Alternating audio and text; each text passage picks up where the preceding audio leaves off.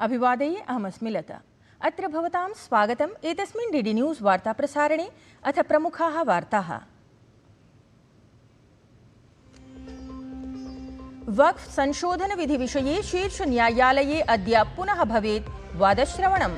केन्द्रम् एप्रिल मासस्य 25 दिनाङ्के याचिकां पञ्जीकृत्वा विधिं सर्वात्मना संवैधानिकं प्रतिपादितवत्।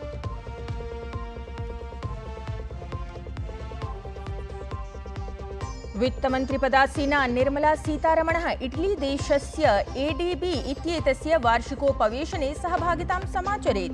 इटली, जपान, भूटान देशानां वित्तमन्त्रिभिः समं कुर्यात् द्विपक्षीयां मन्त्रणाम् असौ।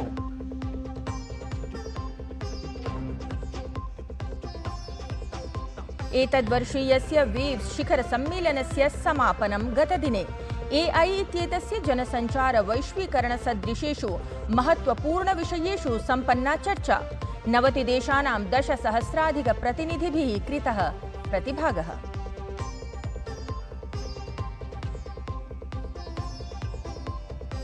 संयुक्तराज्य अमेरिकादेशस्य राष्ट्रपतिः डोनाल्ड ट्रम्प इत्येषः उक्तवान् यत् सप्ताहान्ते रूस यूक्रेन देशैः समं स्वीकारात्मकः संवादः समाचरितः। तत्रैव ज़ेलेन्स्की इत्येषः कथितवान् रूस देशेन समं युद्धविरामः कस्मिन्नपि समये अस्ति सम्भवः। बिहार राज्ये आयोज्यमाने खेलो इंडिया यूथ गेम्स इत्यत्र अद्य महत्त्वपूर्णानि स्युः क्रीडाद्वन्द्वानि। प्रतियोगिनः अद्य तरणे, लक्ष्यवेधने, पादकन्दुके च प्रदर्शयेयुः स्वप्रदर्शनम्। वार्ताः विस्तृतीकृताः। वक्फ संशोधन विधौ उच्चतमन्यायालयः अद्य वादश्रवणं कुर्यात्।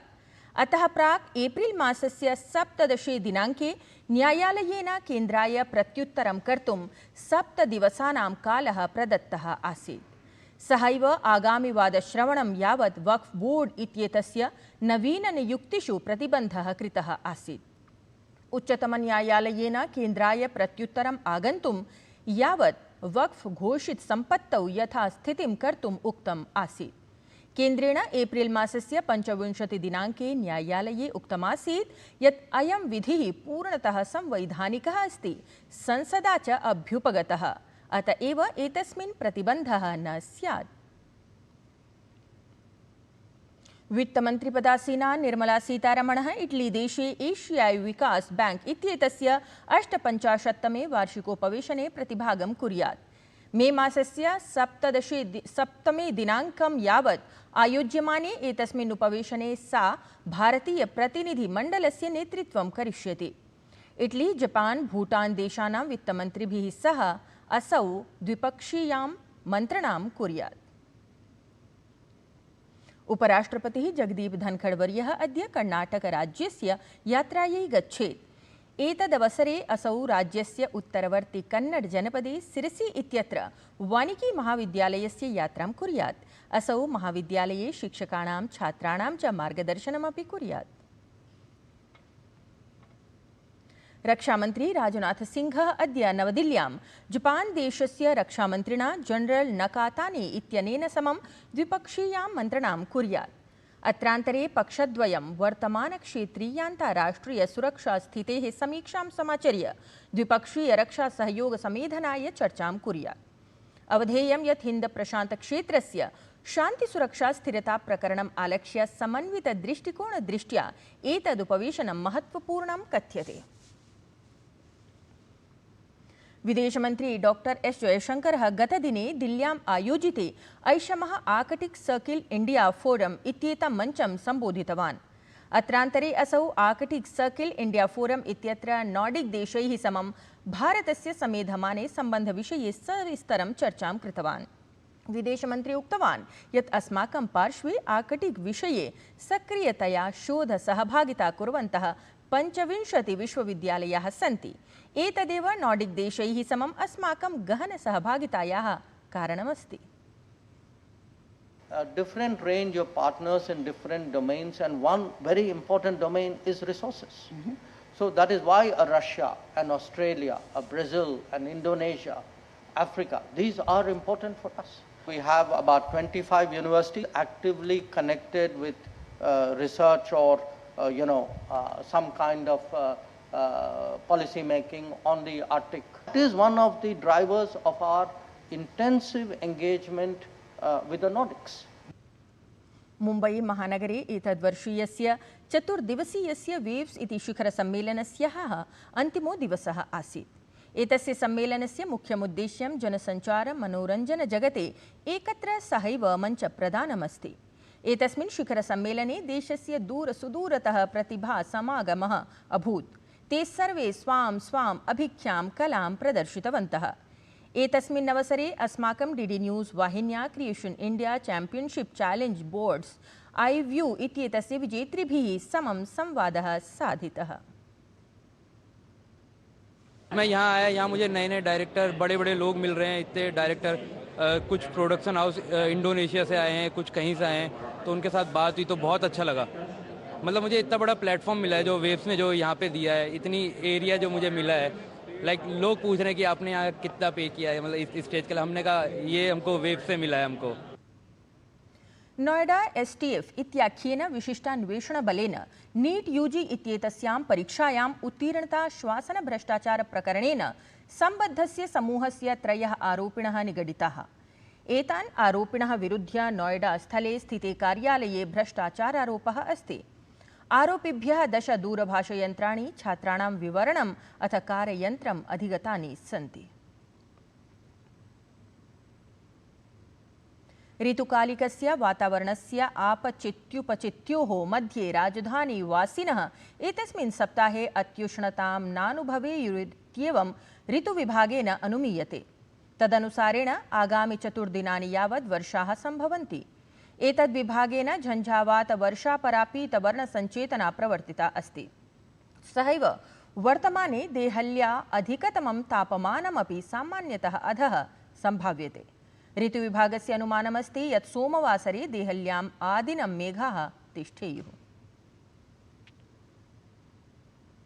नवदिल्ली स्थितेषु 8,100 स्थानेषु अनेकेषां विश्वविद्यालयानां सामाजिक संघटनानां च सहयोगेन संस्कृत भारती द्वारा संचालितानां 10 दिनात्मक संस्कृत संभाषण शिबिराणां गतदिने अर्थात् रविवासरे समापनं सञ्जातम्। अत्रान्तरे प्रायः 25,000 प्रतिभागिनः संस्कृत संभाषणाभ्यासं कृतवन्तः। शिबिरस्य समापन समारोहे गृहमन्त्री अमित शाह उक्तवान् यत् विश्वस्य सकलानां समस्यानां समाधानं संस्कृते निहितमस्ति। योग, गणित, व्याकरण, कालगणना, पर्यावरणादि क्षेत्र संबद्धा ज्ञान ज्योतिः संस्कृते एव समाहिता अस्ति। अतः एतस्य अध्ययनम् आश्रयणं च आवश्यकम् अस्ति। संस्कृते निबद्धं ज्ञानं विश्वसम्मुखं समाप्नुयात् तदर्थं केन्द्रप्रशासनं पाण्डुलिपीनां संग्रहणाय, सरलीकरणाय च 500 कोटि मुद्रायाः व्ययं करोति।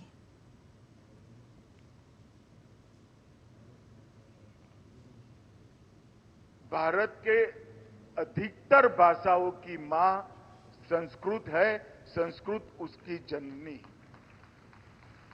और इसलिए संस्कृत को आगे बढ़ाने का काम ये न केवल संस्कृत का प्रचार है, भारत के उत्थान के काम के साथ अपने आप जुड़ा है। अनेक विषयों में हजारों साल से जो मंथन हुआ, चिंतन हुआ, जो उसका अमृत निकला, वो अमृत संस्कृत में ही संग्रहित कर यहां पर रखा गया है। तावत् दिल्ली विश्वविद्यालयस्य नॉर्थ कैंपस इत्यत्र स्थिते खेलपरिसरे आयोजिते एतस्मिन् समारोहे गृहमन्त्री इतोपि कथितवान् यत् संस्कृतस्य महत्त्वं विदेशविचारकाः अपि स्वीकृतवन्तः। एवं प्रतिभाति यत् संस्कृतसम्भाषणे ध्वनिः नैव कण्ठात् अपितु आत्मनः निस्सरति। अत्रान्तरे गृहमन्त्री अमित शाह संस्कृतस्य प्रचारप्रसारे संलग्नायाः संस्कृतभारत्याः कार्यकर्तॄणां प्रयासान् अपि प्रशंसितवान्। असौ उक्तवान् यत् संस्कृतभारती विगतेषु प्रायः 44 वर्षेषु 1 कोटितः अपि अधिकजनेभ्यः संस्कृतज्ञानं प्रदत्तवती।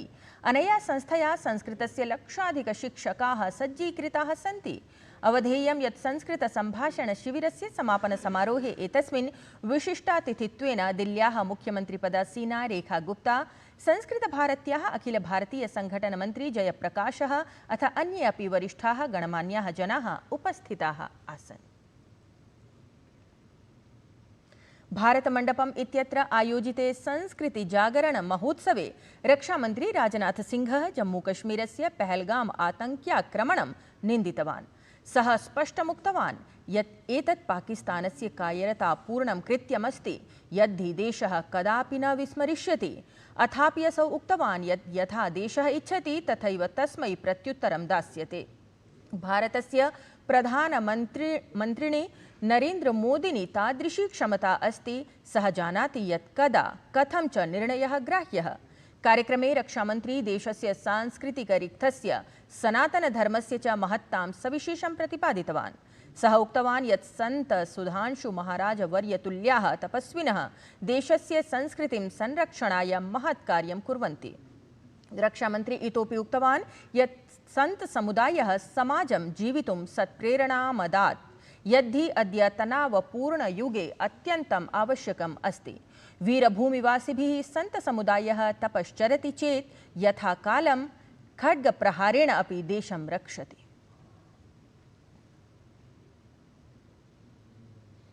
भूमिस्तरे युवप्रतिभां परिज्ञातुं राष्ट्रिये अन्ताराष्ट्रिये च स्तरे तान् आनेतुं मञ्चस्य खेलो इण्डिया यूथ गेम्स् इत्येतस्य 7तम संस्करणस्य शुभारम्भः ह्यः प्रभृति सम्पन्नः। प्रधानमन्त्री नरेन्द्र मोदी ह्यः सायं अन्तर्जालसन्देशमाध्यमेन आसाम क्रीडानाम् उद्घाटनम् अकरोत्। इमाः क्रीडाः मे मासस्य 15 दिनाङ्कं यावत् आयोक्ष्यन्ते। एतद्धि प्रथमवारं बिहारराज्ये आयोज्यते।